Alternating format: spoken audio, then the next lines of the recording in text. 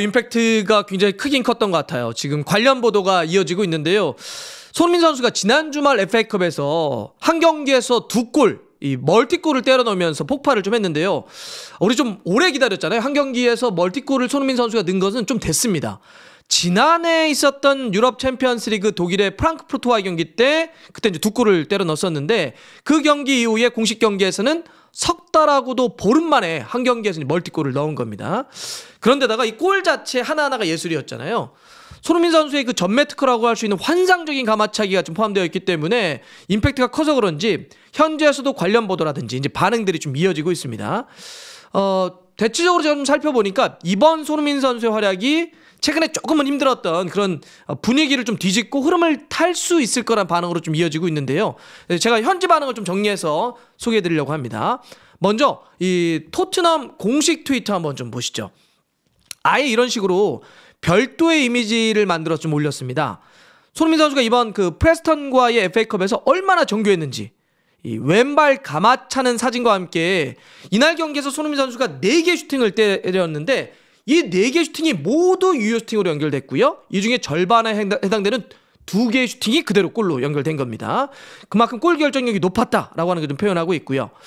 2골 모두 이제 왼발이었는데 하나는 그 특유의 한 25m에서의 이제 왼발 가마차기, 또 하나는 패스를 받아서 부드럽게 턴하면서 이제 왼발 마무리. 2골 다 아주 훌륭했었는데 그 통계를 집계하는 데 있잖아요. 그 스코카라고 하는 스코카에서는 여기다 더해서 손흥민 선수가 이날 경기에서 무려 96%에 달하는 패스 공격을 보였다고 좀 소개를 했습니다.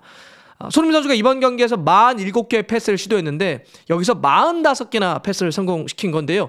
여기는 키 패스도 하나 포함되어 있습니다. 그러니까 그만큼 전체적으로 뭐 슈팅도 그렇지만 패스도 상당히 정교했다 이렇게 볼 수 있는 거죠. 이번 경기에 손흥민 선수의 히트맵을 보면 확실히 손흥민 선수는 수비적으로 너무 내린다든지 아니면 한쪽 측면으로 너무나 쏠리게 한다든지 이런 것보다는 위쪽으로 공격적으로 뛰게 하고 또 한쪽 측면에 머무는 것이 아니라 좀 넓은 공간에서 뛸 때 손흥민 선수의 어떤 기술이라든지 속도라든지 뒷공간을 치는 게 더 효과를 발휘할 수 있기 때문에 확실히 이럴 때 좀 더 파괴적이다. 좀 더 공격적으로 싸우고 자유롭게 싸우게 할 때 손흥민 선수의 파괴력이 더해지는 걸 우리가 알 수 있습니다. 자, 그래서 이제 평점도 제가 한번 쭉 봤어요. 근데 평점의 경우도 모든 관련 사이트와 매체에서 올킬입니다. 다 1등을 차지했는데요. 뭐 너무나 당연하겠죠. 소파스코어는 8.7 줬고요. 후스코어드는 9.1 줬습니다. 유로스포츠도 9점 줬고요. 약간 좀 짜게 줄 때가 있는데 풋볼 런던도 9점 최고점 줬습니다. 그러니까 거의 제가 찾아본 모든 매체나 사이트에서 다 이제 최고점을 손흥민 선수가 받은 건데요. 구체적인 평가 내용을 보면 더 확실한 걸 알 수가 있습니다. 풋볼 런던 같은 경우는 제목을 이렇게 달았습니다.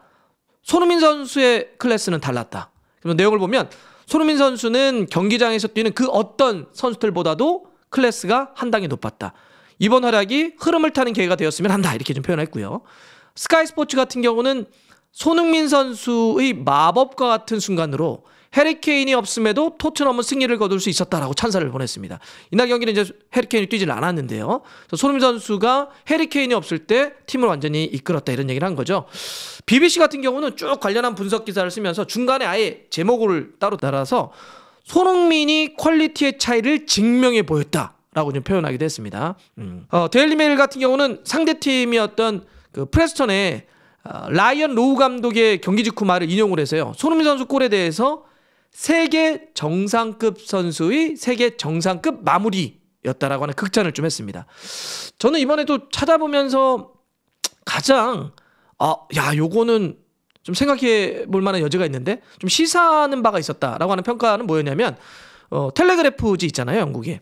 텔레그래프가 뭐라고 표현했냐면 손흥민 선수 이번 플레이에 대해서 공격적으로 올라가서 플레이한 손흥민이 마법과 같은 장면을 만들어냈다라고 일단 극찬을 좀 했는데 그러면서 이렇게 표현합니다.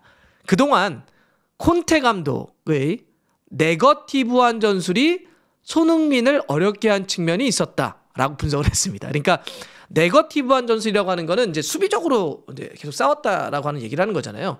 프리미어리그에서 역대 득점왕을 차지한 두 선수가 있는 팀이잖아요. 손흥민과 해리케인이 있는데 이 두 선수를 두고도 너무 이렇게 뒤로 물러나서 플레이하다 보니까 손흥민 선수도 보면 히트맵이 그동안은 보면 거의 하프라인 밑으로 내려와 있다든지 아니면 뭐 거의 윙백처럼 쳐져 있는 경우도 있었는데 이렇게 자꾸 콘테 감독이 쓰다 보니까 어려웠었는데 이번은 해리케인이 빠진 상태에서 페리시치와 함께 아예 위로 올려가서 플레이를 했는데 이렇게 올려놓고 플레이를 하다 보니까 역시 손흥민 선수의 강점 잘할 수 있는 부분이 보여진 것 아니냐. 그래서 앞으로 콘테 감독이 손흥민 선수를 이렇게 좀 싸워야 된다라고 하는 것들을 이렇게 시사를 해서 그래 이렇게 생각할 수도 있겠다. 또 저희도 계속 많이 지적했던 문제니까요. 텔레그래프의 어떤 평가까지도 한번 정리해드렸고요. 확실히 이번에 단주마까지 또 새로 영입한 단주마까지도 골을 넣기 때문에 그동안 토트넘이 갖고 있었던 어떤 공격의 어떤 답답함이 손흥민 선수의 어떤 이 멀티골과 더불어서 좀 올라갈 수도 있겠다라는 생각을 할 수는 있습니다. 저는 확실히 손흥민 선수가 그동안 컨디션의 문제도 있었고 또 하나가 이제 심리적으로 위축도 좀 있었잖아요. 계속 안 되다 보니까 슈팅을 때릴 때 조금 더 적극성. 이번에도 보면 열렸을 때 때려버리니까 먼 거리에서도 꽂히는 우리가 득점왕을 차지했을 때 손흥민 선수의 모습을 보는 듯한 그런 게 있었는데 더 적극적으로 가야 되거든요.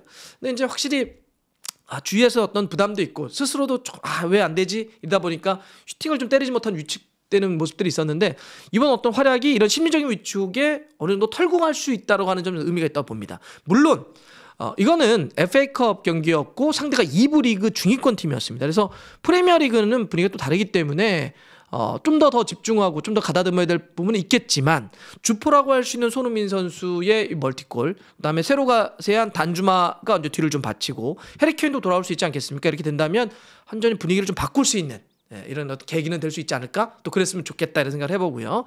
뭐 그러려면 가장 중요한 건 이제 프리미어 리그인데 일주일 뒤에 아주 센 경기가 있습니다.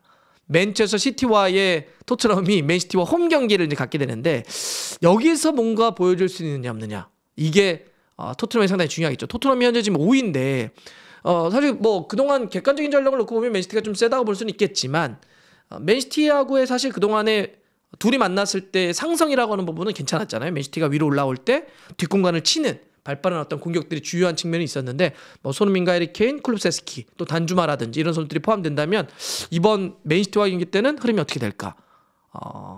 어떤 결과가 될까? 아주 궁금하기도 합니다. 한번 지켜보죠.